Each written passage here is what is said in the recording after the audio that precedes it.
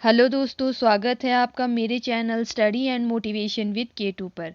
शुरू करते हैं आज के टॉपिक से। हिस्ट्री में आज हमारा टॉपिक है जैन धर्म। आज हम जैन धर्म से जितने भी इम्पोर्टेंट क्वेश्चन बनते हैं उन सभी के बारे में जानेंगे। और अगर आप मेरे चैनल पर पहली बार आए हैं तो चैनल को सब्सक्राइब ज़रूर कर दें और साथ ही बेल आइकन को दबाना बिल्कुल ना भूलें। तो चलिए शुरू करते हैं पहले क्वेश्चन से। पहला क्वेश्चन है, तीर्थंकर किस धर्म में होते हैं? अब आप सोचोगे तीर्थंकर क्या होता है। आपको बता दूं, तीर्थंकर का मतलब होता है जो तप या फिर तपस्या के माध्यम से जो है स्वयं ज्ञान प्राप्त करते हैं और जिन्होंने पूरी तरह से क्रोध या फिर अभिमान, छल, इच्छा आदि ऐसी कई चीज़ों पर विजय प्राप्त कर ली हो, ठीक है, उन्हें कहते हैं तीर्थंकर। और तीर्थंकर धर्म जो होता है, तीर्थंकर जो होते हैं वो जैन धर्म के होते हैं, ठीक है। अगला क्वेश्चन है, जैन धर्म के 5 महाव्रत कौन से हैं? तो जैन धर्म के 5 महाव्रत है सत्य, अहिंसा, असत्य, अपरिग्रह और ब्रह्मचर्य। और इसमें जो है अहिंसा को बहुत ज़्यादा महत्व दिया गया है। कई बार पूछा जाता है कि 5 व्रतों में से कौन सा अधिक महत्वपूर्ण है, अधिक महत्व किसे दिया जाता है, तो वो है अहिंसा, ठीक है, आप याद रखिएगा। अगला क्वेश्चन है, जैन धर्म की पवित्र पुस्तक कौन सी है? तो जैन धर्म की पवित्र पुस्तक है अंग या फिर आगम, ये दोनों नाम आप याद रखिएगा।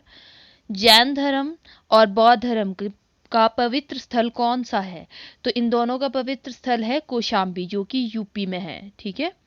अगला क्वेश्चन है, जैन धर्म के 2 संप्रदाय कौन से हैं? तो जैन धर्म के 2 संप्रदाय है श्वेतांबर और दिगंबर। श्वेतांबर होते हैं जो सफ़ेद वस्त्र यानी कि श्वेत वस्त्र धारण करते हैं और दिगंबर होते हैं जो वस्त्रों का परित्याग कर देते हैं, ठीक है। और भद्रबाहु के शिष्य दिगंबर और भद्रबाहु के जो शिष्य थे वो दिगंबर और जो स्थूलभद्र के शिष्य थे वो श्वेतांबर कहलाए। आपने ध्यान रखना है कि जो भद्रबाहु के शिष्य थे वो दिगंबर कहलाए और श्वेतांबर कहलाए स्थूलभद्र के शिष्य। और जो जैन धर्म 2 भागों में विभाजित हुआ था, ये हुआ था चंद्रगुप्त मौर्य के शासनकाल में। एक ही जगह पे मैंने सारे पॉइंट कवर कर दिए, आप इन्हें ध्यान में रखिएगा। अगला क्वेश्चन है, जैन धर्म के संस्थापक और पहले तीर्थंकर कौन थे? तो जैन धर्म के संस्थापक और तीर्थंकर थे ऋषभनाथ, ठीक है। और इसमें टोटल जो है वो है 24, ठीक है। तीर्थंकर जो है पूरे 24 है, ये आप ध्यान रखिएगा।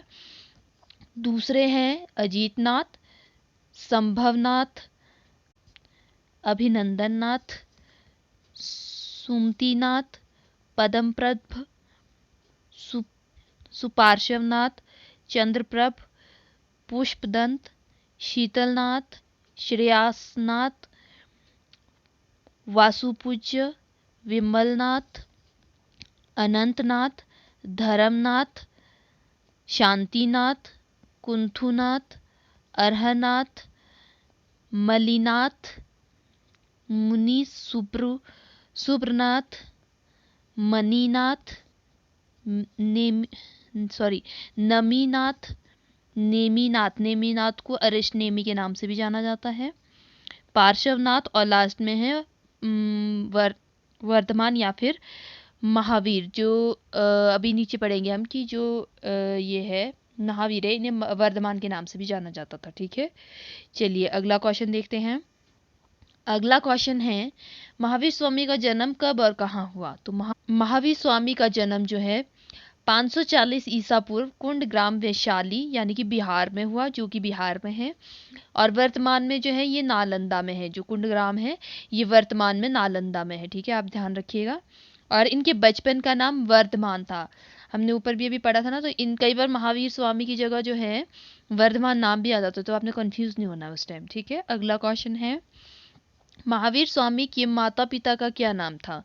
तो महावीर स्वामी की माता का नाम था त्रिशला और पिता का नाम था सिद्धार्थ, ठीक है। अगला क्वेश्चन है, महावीर स्वामी की पत्नी का क्या नाम था? तो महावीर स्वामी की पत्नी का नाम था यशोदा और इनकी पुत्री का नाम था अनुजा प्रियदर्शनी, ठीक है, ये भी ध्यान में रख लीजिएगा आप। अगला क्वेश्चन है, महावीर स्वामी के घर महावीर स्वामी ने घर कितने वर्ष की आयु में छोड़ा था? तो इन्होंने 30 वर्ष की आयु में घर छोड़ दिया था। ठीक है, अगला क्वेश्चन है, महावीर स्वामी को ज्ञान की प्राप्ति कब और किस नदी के तट पर हुई थी? तो महावीर स्वामी को जो है ज्ञान की प्राप्ति 42 वर्ष में रिजुपालिका नदी के तट पर हुई थी, और वृक्ष था साल का वृक्ष। ठीक है, कल्पसूत्र ग्रंथ जैन धर्म की जीवनी है। जो कल्पसूत्र ग्रंथ है इसमें जैन धर्म की जीवनी है। ठीक है, और ज्ञान की प्राप्ति के बाद जो है महावीर स्वामी जो है जिन कहलाए थे, आप ध्यान रखिएगा। अगला क्वेश्चन है, महावीर स्वामी ने अपना पहला उपदेश कहाँ दिया? तो महावीर स्वामी ने अपना पहला उपदेश जो है राजगृह विहार में दिया था, जो कि प्राकृत भाषा में दिया था। ठीक है, और मुख्य राज्य जो है वो कौशल, जहाँ पर उपदेश दिए उसमें से जो मुख्य राज्य रहे वो रहे कौशल, वैशाली और कौशाम्बी। ठीक है, ये भी आप ध्यान में रखिएगा। अगले क्वेश्चन है, जैन धर्म के 3 रत्न कौन से हैं? तो जैन धर्म के 3 रत्न हैं सम्यक दर्शन, सम्यक ज्ञान, सम्यक आचरण। ठीक है, सम्यक दर्शन होता है सच्चा एवं पूर्ण ज्ञान, और सम्यक ज्ञान का मतलब होता है तीर्थंकरों में पूरा विश्वास, और सम्यक आचरण का मतलब होता है जैन धर्म के सिद्धांत का आचरण। ठीक है, चलिए अगला क्वेश्चन है, खजुराहो जो कि एमपी में है यानी कि मध्य प्रदेश में है, तो खजुराहो में जैन मंदिरों का निर्माण किसने करवाया? तो खजुराहो में जैन मंदिरों का निर्माण करवाया चंदेल के शासक यशुवर्मन ने। ठीक है, अगला क्वेश्चन है, दिलवाड़ा जो कि राजस्थान में है, तो दिलवाड़ा के जैन मंदिरों का निर्माण किसने करवाया? तो दिलवाड़ा के जैन मंदिरों का निर्माण करवाया था सोलंकी शासकों ने, ये आप ध्यान रखिएगा। अगला क्वेश्चन है, जैन धर्म का प्रसिद्ध केंद्र कौन सा है? तो जैन धर्म का प्रसिद्ध केंद्र है मथुरा। अगला क्वेश्चन है, मथुरा कला का संबंध किससे है? तो मथुरा कला का संबंध है जैन धर्म से। ये बहुत बार पूछा जाता है क्वेश्चन, ध्यान रखिएगा। अगला क्वेश्चन है, जैन धर्म के प्रसिद्ध 3 तीर्थों के नाम बताएं। तो 5 तीर्थों के नाम, तो वो है अयोध्या, सम्मेद शिखर, हस्तिनापुर, कुंडलपुर और पावापुरी। ठीक है, और हस्तिनापुर इसलिए प्रसिद्ध था खासकर क्योंकि यहाँ पर कौरव और पांडवों की राजधानी थी ये। ठीक है, हस्तिनापुर, ये आपको पता भी होगा। चलिए अगला क्वेश्चन है, जैन मठों को क्या कहा जाता है? जैन मठों को जो कहा जाता है वो है वसादी। ठीक है, अगला क्वेश्चन है, महावीर स्वामी की मृत्यु कब और कहाँ हुई? तो महावीर स्वामी की मृत्यु 72 वर्ष की आयु में, उस टाइम ये 72 वर्ष के थे, और हुई थी पावापुरी में, जो कि कहाँ है, बिहार में। ठीक है, अगला क्वेश्चन, अगले कुछ पॉइंट है, जैन धर्म में ईश्वर को मान्यता नहीं है। ठीक है, जैन धर्म में ईश्वर को मान्यता नहीं है, और जैन धर्म आत्मा की मान्यता रखता है, और जैन धर्म पुनर्जन्म में भी विश्वास रखता है, यानी कि पुनर्जन्म में भी विश्वास रखता है और आत्मा में भी विश्वास रखता है, लेकिन ईश्वर में विश्वास नहीं रखता। और बौद्ध धर्म में हमने क्या पढ़ा था कि वो ईश्वर और आत्मा में विश्वास नहीं रखता, वो सिर्फ पुनर्जन्म में विश्वास रखता है।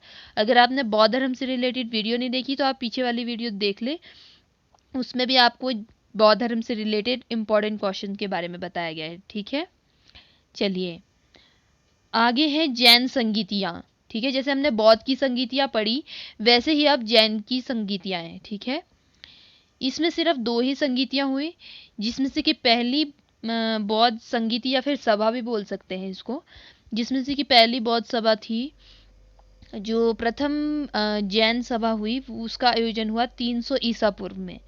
ठीक है, और शासनकाल रहा उस समय चंद्रगुप्त मौर्य का। ठीक है, और स्थान था पाटलिपुत्र में हुई थी प्रथम जैन संगीति। ठीक है, अध्यक्ष रहे इसके स्थूलभद्र, और इसका जो कार्य या फिर उद्देश्य बोल सकते हैं, इसमें जैन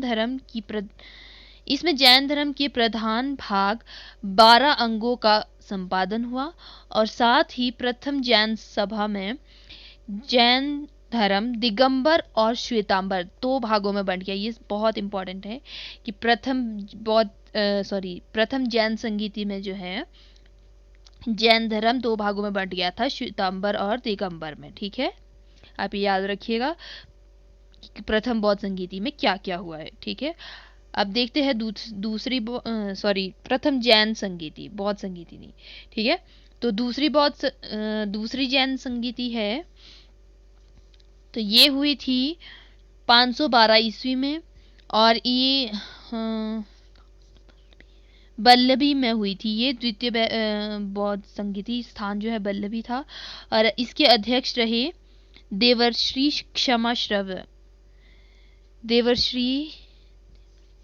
क्षमा श्रव्य के अध्यक्षता में हुई थी इनकी जो द्वितीय बौद्ध संगति है।